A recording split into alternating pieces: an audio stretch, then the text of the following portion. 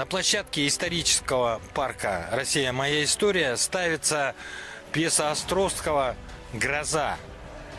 И суть ее состоит в том, что мультимедийность парка, его площади, Нюрнбергский театр и его актеры используют в новой интерпретации.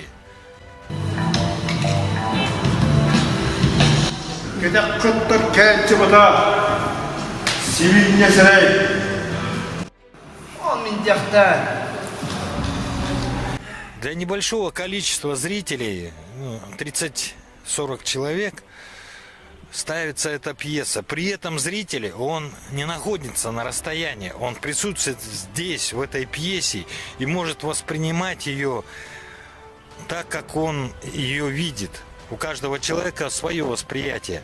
Но заслуга этого театра стоит в том, что этот спектакль идет на якутском языке. В буквальном смысле очень хороший перевод, но он интересен самой постановкой, современной постановкой.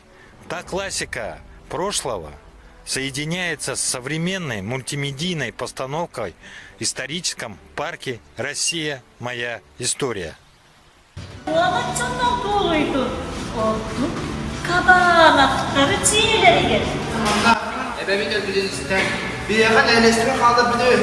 Это первый опыт, и я скажу, очень важный, нужный.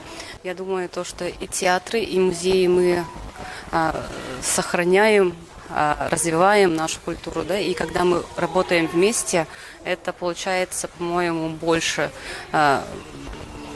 лучше, скажем так. Человек живой, он всегда чувствует, у него всегда есть духовные свои ценности, они не меняются. И хочется именно вот эту форму, да, иммерсивную, когда ты погружаешься в этот спектакль, не просто сидишь, а становишься соучастником этого всего действия. Да? Ты уже житель города Калинов, который придумал Островский.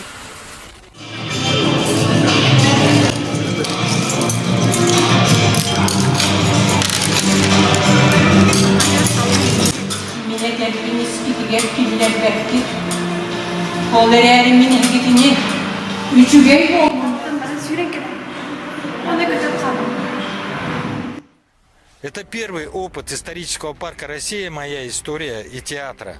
И кажется, у него есть огромное будущее. Давайте вместе с историческим парком «Россия. Моя история».